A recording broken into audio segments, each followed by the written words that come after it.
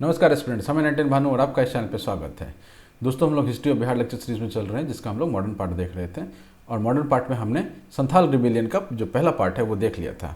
तो हमने last video में क्या देखा था कि कैसे संथाल का जो रिबेलियन है वो स्टार्ट होता है, कैसे वो ऑटोनोमस जो एरिया है उसको डिक्लेयर करते हैं राजमहल और भागलपुर के बीच, और वहाँ पर आवाजाही जो है वो बंद कर देते हैं, राइट। उसके बाद वो कॉल देते हैं लोगों को कि आप भी हमारे साथ राइज कीजिए, और धीरे धीरे हमने देखा कि एक बड़े एरिया में इसका फैलाव हो जाता है। इतना ज़्यादा इसका फैलाव हो जाता है कि ब्रिटिश के लिए बहुत ज़्यादा परेशानी की बात हो जाती है। और परेशानी के साथ एक और उनके में परेशानी जुड़ जाती है, वो ये था कि आप समय देखेंगे तो समवेयर अराउंड जून जुलाई का टाइम है और बरसात का समय होता है। तो उस समय जो ट्रूप्स का मूवमेंट था उस समय पे, आज के डेट में तो बहुत आसान हो चुका है चीज़ें, बट उस समय जो ट्रूप्स का मूवमेंट था वो बहुत ईजी नहीं था, क्योंकि आप कोलकाता से लोग को ला रहे हैं, बरसात हो रहा है, पूरा जंगल है, ठीक है, बारिश एकदम, मतलब चलने फिरने का जो मिट्टी का रास्ता होता था वो भी जो है ख़राब हो चुका है। तो काफ़ी उनको डिफ़िकल्टी हो रही थी इसको सप्रेशन में। इसलिए ये भी एक कारण था कि जो ये रिबेलियन है वो काफ़ी लंबा समय तक चलता है, राइट। तो आइए आज हम लोग शुरू करते हैं सप्रेशन को, संथाल हुल सप्रेशन से स्टार्ट करेंगे, ठीक है, और देखेंगे इसमें कि कैसे ब्रिटिश ने जो है उसको हैवी हैंडेडली इसको सप्रेस किया। तो आगे बढ़ने से पहले एक रिक्वेस्ट है, प्लीज़ लाइक सब्सक्राइब और शेयर कीजिए, दोस्तों को बताइए, अपने ग्रुप्स में भी इसको फॉरवर्ड कीजिए लिंक को। चलिए आते हैं टॉपिक पे, वीडियो के लिंक के। तो संथाल हुल सप्रेशन जो है वो ब्रिटिश का जो ट्रूप्स था उसको भेजने से शुरू होता है, ठीक है। ब्रिटिश का जो ट्रूप है वो सेंड किया गया, कहाँ से सेंड किया गया? भागलपुर, दानापुर, कैलकाटा, ये तीन मेजर जगह थे। भागलपुर, दानापुर में हमने देखा था कि उन्होंने व्हाइट म्यूटनी के बाद मुंगेर से जो है अपना कैंट जो है वो दानापुर पटना में शिफ्ट कर लिया था। तो वहाँ से भागलपुर से और कैलकाटा जो प्रेसिडेंसी था उस टाइम पे, वहाँ से ट्रूप्स को बुलाया गया और मेजर सुखबर्ग के अंदर में, ठीक है, मेजर सुखबर्ग के अंदर में इनको भेजा गया सप्रेस करने के लिए, ठीक है। इन्होंने आते ही सबसे पहला काम किया, मार्शल लॉ लगा दिया, क्योंकि ये मार्शल लॉ लगाना मतलब क्या हो गया कि जो मिलिट्री है उसके बाद सारे पावर आ जाते हैं, ठीक है। अभी जैसे मान लीजिए कोर्ट का ट्रायल का पार्ट है या एडमिनिस्ट्रेशन का पार्ट है या पुलिस का पार्ट है, ये अलग अलग विभागों में बटा हुआ है, ठीक है, अलग अलग डिपार्टमेंट से बटा हुआ है काम, ठीक है। जैसे ही आप मार्शल लॉ लगा देते हैं सारा काम जो है मिलिट्री के अंदर में आ जाता है और मिलिट्री का जो हेड है वो उसका सर्वे हो जाता है वहाँ पर, ठीक। तो इन्होंने क्या किया, मार्शल लॉ लगा दिया और जो जो आपके लीडर्स थे उनके ऊपर रिवार्ड्स रख दिए, ठीक है। इनको लेकर के आइए, आपको हम 1 लाख रुपया देंगे, ठीक है। मतलब ये एक एग्जांपल मैं बता रहा हूँ, आज की डेट में भी चलता है कि फलाना आदमी जो है बहुत बड़ा डकैत है, उसको पकड़ करके लाइए या उसके बारे में इन्फॉर्मेशन दीजिए या उसको पकड़वाइए, तो हम आपको कुछ इनाम देंगे। हो सकता है वो 10,000 हो, 20,000 हो, 50,000 हो, 1 लाख हो। तो जो जैसा जितना बड़ा अपराधी होता है उसके हिसाब से उतना बड़ा उस पर बूटी रखा जाता है, रिवार्ड रखा जाता है, ठीक। इन्होंने क्या किया कि रिबेल की सेना को डिफीट किया। कहाँ पर डिफीट किया? महेशपुर में डिफीट किया। महेशपुर में हमने पढ़ा था कि वहाँ भी इन्होंने लूटपाट मचाया था। उसी लड़ाई में सीधू, कान्हू और भैरव जो हैं वो इंजर्ड हो जाते हैं, ठीक है, घायल हो जाते हैं, राइट। नेक्स्ट पॉइंट पर मूव करते हैं। अब वो इन्होंने जो ऑटोनोमस एरिया डिक्लेयर कर दिया था राजमहल और भागलपुर के बीच, तो उसके बीच दो चीज़ें थी, एक तो आपका ग्रैंड ट्रंक रोड चलता है आज के डेट में और एक रेलवे लाइन चलता है, दोनों जो है वो ठप पड़ चुका था। और दूसरा कारण भी ये भी था एक कि वहाँ पर बारिश भी बहुत ज़्यादा हो रही थी। इस कारण से क्या हुआ कि जो आपका ट्रैवल है वो जो था ऑलमोस्ट इम्पॉसिबल हो चुका था राजमहल और भागलपुर के बीच में। एक तो उनका ऑटोनोमस जिला का मैंने ऑटोनोमस एरिया डिक्लेयर करना, ऊपर से उनका इंटेंसिटी जो था इतना ज़्यादा था डिस्टर्बेंस का कि कोई अंदर घुसने से डरता था, और तीसरा उनको जो ये है आपका सपोर्ट कर रहा था, बारिश जो है वो सपोर्ट कर रहा था। तो ट्रंक रोड या रिवर से किसी चीज़ से भी ट्रैवल करना उस समय इम्पॉसिबल जैसा हो चुका था। संथाल जो हैं वो बहुत सारे फ्रंट पे हारते हैं, ठीक है। ऑब्वियसली जब इनका बड़ा पावर आ जाता है, इनिशियली क्या था कि छोटे छोटे ट्रूप्स भेज रहे थे तो उनको तो संथाल जो है मैनेज कर ले रहे थे, लेकिन एक जब बड़ा ट्रूप आ जाता है, जो आपका जो ट्रेंड सैनिक का जो ट्रूप आ जाता है, उसके बाद इनका टिकना जो है वो संभव नहीं था और ये बहुत सारे फ्रंट पर फेल करते हैं। मेजर स्क्रिमिशेस मतलब छोटे मोटे लड़ाई जो हैं होते हैं, और जुलाई 1855 से 1856 के बीच में इनका ये स्क्रिमिश चलता है और जो आपके संथाल हैं वो धीरे धीरे हारते चले जाते हैं, राइट। और ये कहाँ पर हुआ था? ये आपका कहलगांव, सूरी, रघुनाथपुर और मुनकाटोरा, ठीक है, इन जगहों पर इनका लड़ाई होता है और सारी जगह पर जो संथाल है आपके हार जाते हैं। अब जो ऑल इंडिया सर्विस की तैयारी कर रहे हों उनके लिए ये जगह इंपॉर्टेंट नहीं है, लेकिन जेपीएससी एंड बीपीएससी वाले इसको ध्यान में रखेंगे, ठीक है, इस जगह को ध्यान में रखेंगे। 10 नवंबर 1855 को इन्होंने मार्शल लॉ लगा दिया बीरभूम में, ठीक है। बीरभूम से ही काट के आपका संथाल प्रोविंस बना था और भागलपुर भी साथ में था, बट बीरभूम का भी एक जो बड़ा हिस्सा था वो संथाल प्रोविंस में जाता है। ठीक है, बीरभूम मतलब आसनसोल वाला जो एरिया हुआ दैट इज़ बीरभूम, है ना। तो यहाँ से यहाँ पर मार्शल लॉ इस डेट को लगाता है, तो ये हम लोग जेपीएससी और बीपीएससी के लिए इस डेट को भी याद रखेंगे। ठीक है, this is very important date, क्योंकि यहाँ पर मार्शल लॉ लगाते हैं इस डेट पर बीरभूम में, और रिवेलियन जो है उसको ख़त्म कर दिया जाता है। जनवरी 1856 तक जो है मोस्टली रिवेलियन जो है वो क्रस्ट हो चुका था, संथाल लीडर जो है वो लोग कैप्चर हो चुके थे, लेकिन कहीं कहीं पर छिटपुट जो है आपका विद्रोह चल ही रहा था। ठीक है, अब इसमें क्या है वो देखा जाता है कि बहुत सारी जो विलेजेस हैं उनको जला दिया जाता है, थाउजेंड्स जो हैं संथाल से मारे जाते हैं। समवेयर ऑफिशियल नंबर जो है वो आपका समवेयर अराउंड 15,000 संथाल जो है वो मारे जाते हैं। मतलब ये कितना बड़े लेवल का रिवेलियन था, 15,000 लोग मारे जाते हैं। 15,000 कोई छोटा मोटा नंबर नहीं है।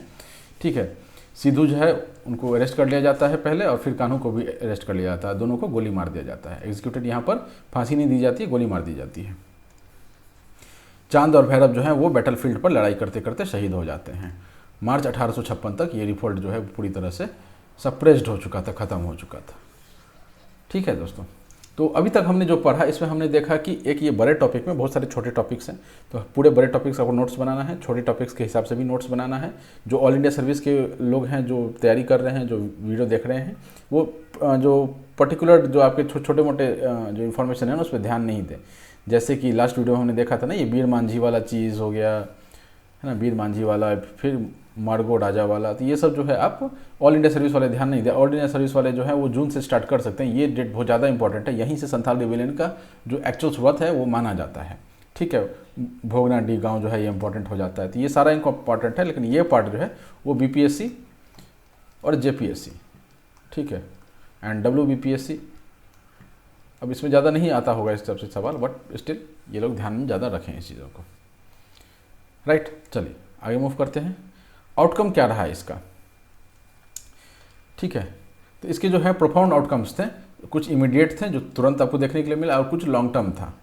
ठीक है, और इससे क्या हमको देखने के लिए मिलता है, मैंने इमीडिएट वाले तो आपको यहाँ दिख जाएंगे, जो लॉन्ग टर्म वाले हैं वो उसमें क्या होता है आपका कि उनका जो एडमिनिस्ट्रेशन सिस्टम था, उनका जो मिलिट्री स्ट्रैटेजीज था, उसमें इनको चेंज करना पड़ा, क्योंकि इनको बहुत जगह पर हार झेलना पड़ा था। ब्रिटिश को बहुत जगह छोटे मोटे जो उन्होंने ग्रुप्स भेजे थे उनको हार झेलना पड़ा था, तो इसलिए उनको ना मिलिट्री स्ट्रैटेजीज में चेंज करना पड़ा, एक चीज़। दूसरी चीज़ एडमिनिस्ट्रेशन जो है जिसमें वो पुलिस बैठा करके रख रहे थे, उसमें भी इनको थोड़ा बहुत चेंज करना पड़ा। तो ये लॉन्ग टर्म इम्पैक्ट था। शॉर्ट टर्म इम्पैक्ट में क्या होता है, सबसे पहला इम्पैक्ट जो सबसे इंपॉर्टेंट इम्पैक्ट था वो था क्रिएशन ऑफ संथाल परगना। ठीक है, भागलपुर और बीरभूम से काट करके एक संथाल परगना बनाया गया। इसको किस एक्ट के अंदर बनाया गया? एक्ट ये है आपका 37, ठीक है, ये रोमन न्यूमेरल में लिखा है एक्ट 37, या फिर संथाल परगना एक्ट। ठीक है, दोनों ही 1855 का है, मैंने एक ही चीज़ है दोनों, ये नाम के टर्म्स में लिखा हुआ है, ये नंबर ऑफ एक्ट के टर्म्स में लिखा हुआ है। तो मेजर जो उसका नाम है वो यही है, ये उसका सेकेंडरी नेम आप बोल सकते हैं। ठीक है, तो इस एक्ट के तहत संथाल परगना का क्रिएट किया गया, उसका एक सेपरेट एडमिनिस्ट्रेटिव सिस्टम बनाया गया। ठीक है, ये सब वही लिखा हुआ है, 1856 में बनाया गया था। ठीक है ना, सेपरेट एडमिनिस्ट्रेटिव सिस्टम बनाया गया। वो कैसे बनाया गया वो अभी देखते हैं। पहला तो ये भागलपुर और बीरभूम डिस्ट्रिक्ट से काट करके बना, और इनके लिए स्पेशल लॉज बनाए गए जो कि बाहर एप्लीकेबल नहीं होते हैं, और बाहर वाले जो हैं अंदर एप्लीकेबल नहीं होते हैं। ठीक है, इनको जनरल लॉज और रेगुलेशन सबसे एग्जेम्प्ट कर दिया गया। इनको यहाँ ये जो आपके जनरल लॉज जो थे ब्रिटिश सरकार के वो यहाँ लागू नहीं होते थे, इनके लिए स्पेशल लॉज बनाए गए थे, वो लागू होने लग गए। ठीक है, इससे क्या होता था कि इनका जो ये स्पेसिफिक नीड्स है उसको एड्रेस कर पा रहे थे ब्रिटिश समझ रहे थे कि हमको जो है यहाँ पर अपना काम निकालना है, तो काम निकालने के लिए जो है इनको थोड़ा प्रोटेक्शन वगैरह देना पड़ेगा। इनके लिए कुछ स्पेसिफिक नीड्स है, इनका स्पेसिफिक डिमांड्स है, कुछ इनका स्पेसिफिक सोच है, उसको हैंडल करना पड़ेगा। ठीक है, तो इस चीज़ के लिए इन्होंने यहाँ पर स्पेशल लॉज बनाए थे। ठीक है, दुमका जो है उसको हेडक्वार्टर बनाया गया। ये दिस इज़ वेरी इंपॉर्टेंट। ठीक है, जो नया संथाल परगना बना उसका हेडक्वार्टर कहाँ पर था? दुमका में था। एक डिप्टी कमिश्नर और 4 उसके साथ जो ऑफिसर्स हैं वो एलोकेट किए गए। डिप्टी कमिश्नर था, तो इसका कमिश्नरेट कहाँ पर था? भागलपुर में था। तो भागलपुर के अंडर में, भागलपुर जो कमिश्नर थे उनके अंडर में एक डिप्टी कमिश्नर को डिप्यूट किया गया, उनको 4 ऑफिसर्स भी साथ में दिए गए, और एक नया पुलिस सिस्टम का जो है इस्टेब्लिशमेंट हमको देखने के लिए मिलता है।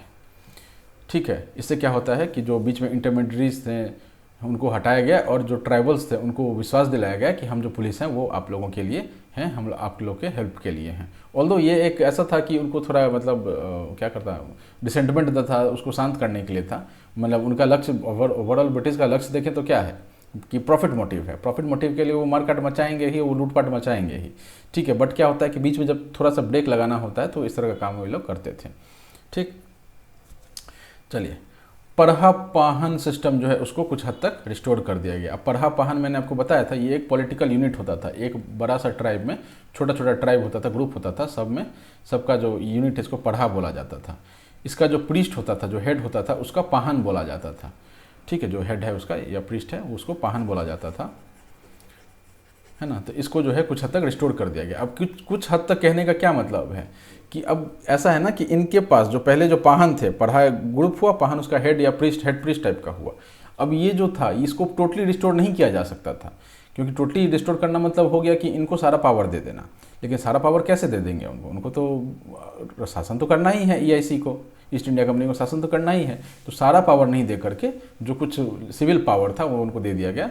जो आपका क्रिमिनल पावर हो गया या फिर जो लैंड राइट्स वाला जो पावर हो गया, इस तरह की चीज़ें थी वो ब्रिटिश ने अपने पास ही रखी। तो इसलिए बोला गया कुछ हद तक इसको रिस्टोर किया गया, ठीक है। 1876 में संथाल परगना टेनेंसी एक्ट जो है वो पास किया गया, ठीक है। इसका एम क्या था? To safeguard Santhal land rights and prevent transfer of non tribal lands, और उनके जो ट्रेडिशनल लैंड टेन्योर थे उसको भी एक्नॉलेज किया गया, ठीक है। तो बेसिकली इनका जो राइट है, जो ज़मीन पर राइट था, जो रहन सहन है, उसमें ज़्यादा हस्तक्षेप जो कर रहे थे ये लोग, थोड़ा हाथ पीछे खींच लेते हैं इस राइट के थ्रू।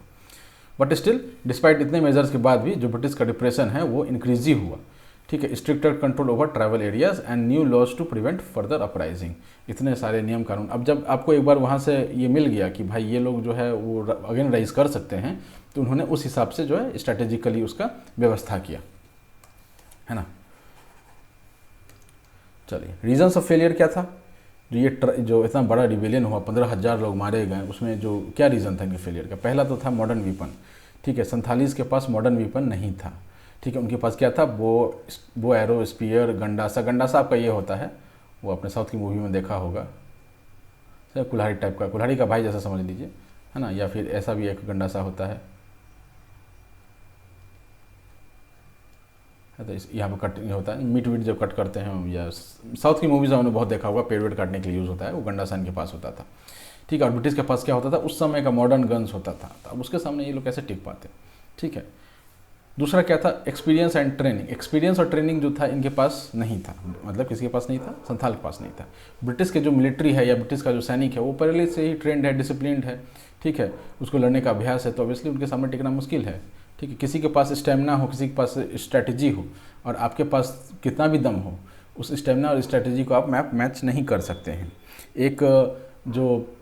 एक खिलाड़ी है जो मान लीजिए कोई ऐसा गेम है जिसमें वो 15 मिनट तक जो है, मान लेते हैं ये रख लीजिए, कुश्ती रख लीजिए, कुश्ती का खिलाड़ी 15 मिनट 20 मिनट जो है उसने अपनी ट्रेनिंग रखी हुई है कि 15-20 मिनट तक हम जो कुश्ती लड़ सकते हैं। मान लीजिए उसको उतार दिया जाए कि भाई तुम एक काम करो, तुम बैडमिंटन खेलो, और वो बैडमिंटन जो है वो 2 घंटे का होगा, तो 20 मिनट तक तो उसको कोई दिक्कत नहीं होगा। मे भी हो सकता है कि नेक्स्ट 1 आवर तक कोई नहीं हो, लेकिन अगले 1 आवर में उसको दिखने लग जाएगा कि मेरा स्टेमिना जो है 2 आवर के हिसाब से नहीं है, ठीक है, 2 घंटे के हिसाब से स्टेमिना मेरा नहीं है, तो वहाँ पर वो फेल करने लग जाएगा। तो इनका अभी यही था कि although they were very fit but they weren't organized, they weren't experience, they weren't trained, ठीक है।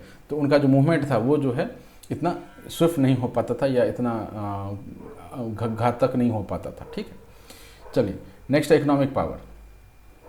अब ये जो फॉरेस्ट ड्वेलर्स थे, जो संथालीज थे, ये तो मतलब फॉरेस्ट में रहते थे, इनका मतलब पैसा वैसा से इतना मतलब नहीं था, पेड़ पौधा से मतलब है या फिर जो अनाज वगैरह उगा रहे उससे मतलब है, बहुत सा सिंपल सा जीवन था। इनके आसपास जो है वो आपका जो EIC है वो इकोनॉमिक माइट बन चुका था। ये कब की बात है? 1856 की बात है, और इनको दीवानी राइट्स मिला था 1765 में। अब इतने लंबे समय काल में, ऑलमोस्ट 90 ईयर्स में, जो आपका ब्रिटिश है, ईस्ट इंडिया कंपनी है, वो बहुत ज़्यादा पैसे वाला हो चुका था, कितना भी वो पैसा बहा सकता था, ठीक है। तो वो इकोनॉमिक माइट था, उनके सामने इनका टिकना जो है ये संभव नहीं था। फोरसाइट, ठीक है। हमारे जो संथालीस थे उनके पास फोरसाइट नहीं था, दूरदर्शिता नहीं था, जो एक होता ना विज़न जिसको बोलते हैं, वो नहीं था। इनका मन था कि भाई हमको, मैंने इनका लक्ष्य क्या था, पहले तो आप ये समझिए, इनका लक्ष्य था जो संथालीज, उनका लक्ष्य क्या था, सब लक्ष्य यही था कि हम जो है ये डिकूज जो है इनको बाहर भगाएंगे, ठीक है, अपना जो ट्रेडिशनल ऑर्डर है उसको इस्टेब्लिश करेंगे। उनका लक्ष्य क्या था कि हमको जो है इनको दबा के रखना है, अपना काम निकालना है, ठीक है। तो अभी लक्ष्य का जो फोरसाइट है इनके पास नहीं था, ये चारों तरफ से ब्रिटिश से घिरे हुए थे, ठीक है। आप एक संथाल परगना देख लीजिए, उसके चारों ओर, संथाल परगना भी छोड़िए, छोटा नागपुर ही रखिए, छोटा नागपुर के चारों ओर से ब्रिटिश जो है वो घिरे हुए थे, ब्रिटिश जो है उनको घेर के रखे हुए थे, सॉरी, है ना। तो इस तरह से जो उनका जीत पाना है वो असंभव हो जाता है। पहला पॉइंट इसमें ये बोलता है कि इनके पास पॉलिटिकल अंडरस्टैंडिंग नहीं था, ठीक है। राजनीति टाइप का जो चीज़ है, जो यहाँ पर ये होता है, साम दान दंड भेद चाणक्य नीति, इस तरह की जो बातें हैं ये इनसे बहुत परे था। तो इनको ये समझना मुश्किल था कि क्या षड्यंत्र हमारे खिलाफ हो सकता है, एक पॉइंट। दूसरा पॉइंट ये बोलता है कि इनको कुछ मालूम नहीं था कि उनके जंगल के बाहर क्या हो रहा है, क्योंकि उस समय कोई न्यूज़पेपर ऐसा तो होता नहीं था, मोबाइल होता नहीं था। तो इनको जो है अपने एरिया का पता था कि भाई वो जानवर वहाँ पर है, वो फूल पत्ती वहाँ पर है, वो एग्रीकल्चर ऐसे होता है, ऐसे ऐसे पूजा करना, इतना तो इनको पता था। बट आसपास जो पॉलिटिकल डेवलपमेंट हो रहा था या आसपास जो डेवलपमेंट चल रहा था सब कॉन्टिनेंट में, उसके बारे में कोई आइडिया नहीं था, ठीक है। और इस तरह से इनसे लड़ना एक असंभव जैसा चीज़ हो जाता है। दे जस्ट हैड, उनका एक ही गोल था, ये मैंने आपको बता दिया है, कि एक्सप्लोटेशन से निजात पाना और अपना जो ट्रेडिशनल ऑर्डर है उसको रीस्टैब्लिश करना। तो इस तरह से हम समझ सकते हैं कि कितना भी बड़ा ये रिबेलियन हो, उनके सामने टिकना जो है, ब्रिटिश सरकार के सामने टिकना जो है वो संभव नहीं था। Leadership vacuum. अब इनिशियली क्या हुआ कि हमने देखा कई सारे लीडर्स आए, लेकिन ओवरऑल जो इनकी कम्युनिटी थी, 90% जो कम्युनिटी थी वो लीडर पे डिपेंडेंट थी। अगर वो लीडर मर जाता है लड़ाई करते करते, शहीद हो जाता है, या फिर वो कैप्चर हो जाता है, तो फिर इनको पता ही नहीं था कि क्या करना है। हमारे मिलिट्री में सिस्टम में क्या होता है, या हमारे आप देखे होंगे कि एडमिनिस्ट्रेटिव सिस्टम में या पुलिस सिस्टम में क्या होता है, हायरार्की ऑफ रैंक बना हुआ है, ठीक है, ठीक है। एएसआई, एसआई, एसपी, डीएसपी, ऐसे करके बहुत सारा जो अपना है रैंक बना हुआ है। मिलिट्री में भी आप जानते होंगे कि सूबेदार, मेजर, जनरल, ऐसा बना हुआ है। कोई एक एलिमेंट हो गया तो दूसरा उसको रिप्लेस करने के लिए आ गया। ये चीज़ यहाँ पर नहीं था। ये नहीं होने के कारण ये जो है कि वैक्यूम क्रिएट हो जाता था और इनका जो डायरेक्शन लेस हो जाते थे ये लोग, राइट। तो इन पर कंट्रोल करना आसान हो जाता था। लीडर्स कौन कौन थे और पार्टिसिपेशन कैसे क्या हुआ, तो वाइड स्प्रेड पार्टिसिपेशन देखने के लिए मिला, ठीक है। मेन और वुमेन दोनों ही इसमें एक्टिवली पार्टिसिपेट करते हैं। लीडर में सबसे स्ट्रॉन्ग नाम आता है, सबसे पहला नाम आता है मुर्मू ब्रदर्स का, सिद्धू एंड कानू मुर्मू, ठीक है।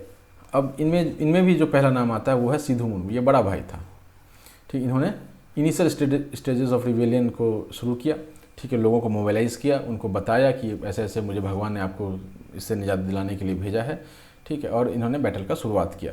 कानू जो थे उन्होंने क्या किया, उन्होंने planning and executing the attacks किया, जो कैसे प्लान करना है, अटैक करना है, सो जो है इनका जिम्मा था, ठीक है। चांद भैरव जो है मोस्टली सपोर्टर टाइप के थे, सपोर्टिव रोल में थे। और फूलो और झानो मुर्मू इनकी बहन थी, ये 4 भाई और ये 2 बहन। तो ये 2 बहन में ये 2 बहन के नाम याद रखेंगे, कौन लोग याद रखेंगे, बीपीएससी एंड जेपीएससी मोस्टली, ठीक। तो फूलो और झानो मुर्मू जो है उन्होंने भी इसमें पार्टिसिपेट किया। ये एनिमी की कैंप में घुस जाती हैं और बहुत लोगों को मार देती हैं। इससे पहले कि उनको मारा जाए इन्होंने बहुत लोगों को टपका दिया था। चलिए, तो ये इसके लीडर्स थे। तो इन 4 लीडर्स के नाम पहले से जानते थे, फूलो मुर्मू और झानो मुर्मू, इन दोनों का नाम भी आप लोग याद रखेंगे। नेक्स्ट आता है सिग्निफिकेंस, ठीक है। तो एक लाइन मैंने यहाँ पर लिखा हुआ है, एज इट इज़ अगर आप कोट कर सकें तो बहुत ही अच्छा रहेगा। The Santhal rebellion stands as pivotal event in the history of India's resistance against British colonial rule, particularly in the context of tribal movement. तो इस तरह का जो लाइन है अब एग्जाम में लिखने से एग्जामिनर खुश हो सकता है ना। सिग्निफिकेंस क्या था, तो पहला पॉइंट है इसमें assertion of tribal identity and rights, ठीक है। तो इन्होंने ब्रिटिश को बताया कि जो हम हैं और हमारा जो ज़मीन है और ये जो हमारा चीज़ है वो आप इतनी आसानी से हमसे नहीं ले सकते हैं, उसके लिए आपको हमसे लड़ना पड़ेगा, राइट। उन्होंने अपना जो वॉइस है, डिस्कंटेंट है, वो वॉइस किया, मैंने बताया लोगों को अपने लैंड, कल्चर और डिग्निटी के बारे में जो है आपका लोगों को बताया, और बताया कि हम इसके लिए लड़ना जानते हैं और लड़के ही देंगे, ठीक है, सर झुका के नहीं देंगे, सर कटा के देंगे। चलिए, नेक्स्ट पॉइंट है inspiration for future tribal movement. आगे जो ट्राइबल मूवमेंट्स हुए थे ना, ठीक है, उसके लिए इसने इंस्पिरेशन का काम किया, है ना। अपना रिजिलियंस, करेज, ये सब जो है उन्होंने जो दिखाया था वो आगे ट्राइबल मूवमेंट के लिए एक एग्जाम्पल के तौर पर लोगों ने, जो आगे आएंगे, बिरसा मुंडा आएंगे और जो भी आएंगे सब ये लोग बताएंगे, ठीक है। इसका एक इम्पैक्ट कॉलोनियल पॉलिसीज़ पर भी देखने के लिए मिलता है। ठीक है, जिसके तहत ये दिखा कि संथाल परगना जो है 1856 में क्रिएट हो जाता है, ठीक है, और जो है ऑटोनॉमी है कुछ हद तक इनको दी जाती है बेटर गवर्नेंस के लिए। Last point, difference from other movement क्या है? अगेन मैंने थोड़ा यहाँ पर ये लिख दिया है, जो पॉइंट आप कोट कर सकते हैं। Unlike other uprisings led by elite princess, Santhal rebellion was fully led by the tribal community with leaders like Sidhu and Kanhu Murmu emerging from within, making its grassroots movements। ठीक है, तो ये पहला डिफरेंस भी है और ये आप पॉइंट सीधा सीधी इस लैंग्वेज में लिख भी सकते हैं, थोड़ा बना चढ़ा के, है ना। तो अभी तक जो हमने रिवॉल्ट्स देखा था ट्राइबल मूवमेंट से पहले, वो कौन लोग थे? वो लोग चाहे नवाब थे, जमींदार्स थे, ठीक है, लैंडलॉर्ड्स थे, तो यही लोग जो है वो रिवॉल्ट कर रहे थे। अभी कौन रिवॉल्ट कर रहा है? पूरी ट्राइबल जो है कम्युनिटी वही रिवॉल्ट कर रही है, मैंने पूरा कम्युनिटी उठ के खड़ी होगी। ऐसा नहीं है कि लीडर लोग खाली खड़े हुए थे, ठीक है, अभी पूरी कम्युनिटी ही खड़ी हो गई। बाकी समय हमने देखा कि लीडर है, उसका कुछ सैनिक है, वो लोग रिवॉल्ट कर रहा है ना, कोल वगैरह में हमने देखा था। लेकिन यहाँ पर तो मतलब कॉमन लोग, महिलाएं भी लड़ने के लिए पहुँच गई, है ना। नेक्स्ट पॉइंट है दोस्तों कि मास मोबिलाइजेशन एंड यूनिटी। बहुत एक रेयर लेवल ऑफ यूनिटी जो है यहाँ पर देखा गया, जिसमें मैन, वुमेन, चिल्ड्रन सब जो है यूनाइट होकर के इसमें पार्टिसिपेट करते हैं, ठीक है। तो एक जो आपका माने अदर जो रिवॉल्ट्स आप देखेंगे उसमें एक पर्टिकुलर वर्ग ही था जिसने इसमें फाइट किया था, ठीक है। जितना भी हमने अभी तक पढ़ा, जमींदारी रिवॉल्ट हो या फतेहशाही का रिवॉल्ट हो, तो उसमें जो अपने अपने सैनिक लोग थे वही लोग पार्टिसिपेट कर रहे थे, कॉमन पब्लिक लोग नहीं आ रहे थे। और यूनिटी जो है वो बहुत ज़्यादा नहीं था। फतेहशाही केस में तो उसका फैमिली ही डिस्प्यूट चल रहा था, जो उसको हटा करके उसके भाई के पोता को बैठा देते हैं, छत्रधारी सिंह जी को बैठा दिया जाता है, राइट, जमींदारी पे। तो यहाँ पर कोई फैमिली डिस्प्यूट नहीं था, कोई आपस में लड़ाई नहीं था। ये लोग रेयर लेवल ऑफ यूनिटी का प्रदर्शन करते हैं, ठीक है। Use of weapon and tactics, इन्होंने गुरिल्ला टैक्टिक्स का यूज़ किया। अब ये टैक्टिक्स जो है वो किसी भी वॉरफेयर में नहीं देखा गया था अभी तक, मतलब at least from the Indian side.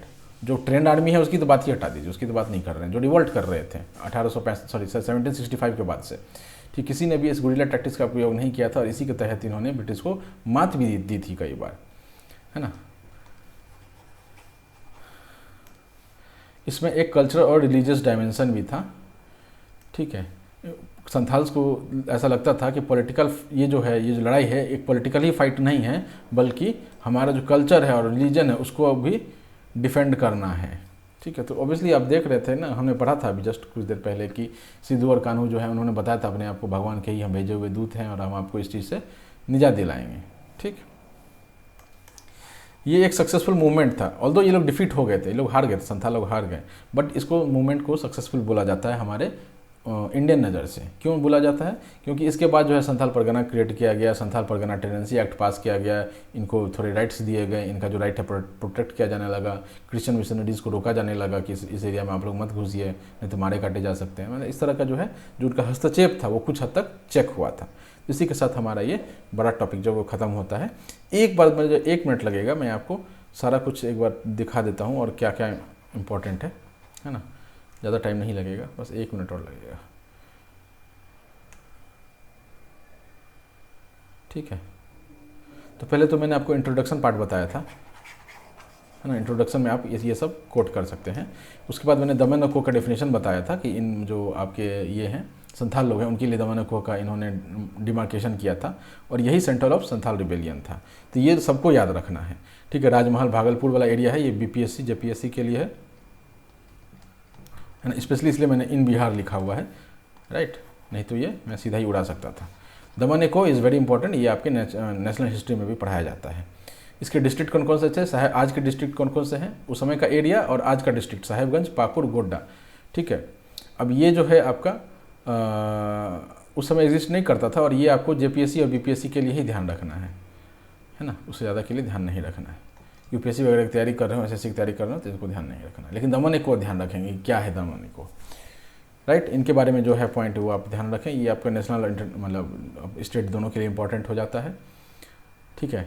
ये जो है ये part, this part is common for every exam, ठीक है। ये सारा पार्ट जो है वो कॉमन है। ये खास करके ये पार्ट जो है इसमें आप जो एक्सपेंशन ऑफ रेलवे है इसको आप संक्षिप्त करके नेशनल के हिसाब से, नेशनल एग्जाम्स के हिसाब से अलग रख सकते हैं, स्टेट एग्जाम्स के हिसाब से अलग कर सकते हैं। जैसे जो ज़्यादा डीप का चीज़ है ना, एनिमिज़म हो गया, लाइवलीहुड हो गया, इस टाइप की बातें जो हैं वो थोड़ा आप स्टेट के लिए ज़्यादा प्रीफर कर सकते हैं। नेशनल लेवल के एग्जामिनेशन में ये सब ज़्यादा नहीं पूछे जाएंगे।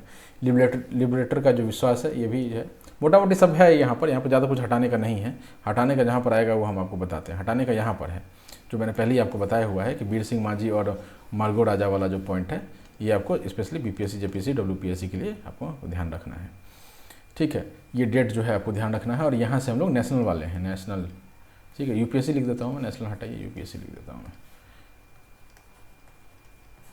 ठीक, तो बीपीएससी, यूपीएससी, जेपीएससी जो तीनों लोग कोई साथ में दे रहे हैं उनके लिए तो कोई इसमें हटाने का चीज़ ही नहीं है। जो ऐसा होता है ना कि जैसे मान लीजिए कोई हरियाणा का आदमी है, गलती से यहाँ पहुँच गया मेरे वीडियो पे और वो देख रहा है, तो उसके लिए मैं बता रहा हूँ, है ना। बाकी ठीक है, ये सब आप जो है बीपीएससी, जेपीएससी के लिए ध्यान में रखेंगे, ये नेशनल के लिए नहीं, जेपीएससी, बीपीएससी के लिए ध्यान रखेंगे। इतना डिटेल में अंदर घुसने की ज़रूरत नहीं है, ये भी ज़रूरत नहीं है, ये भी बीपीएससी, जेपीएससी के लिए ही है। ठीक है,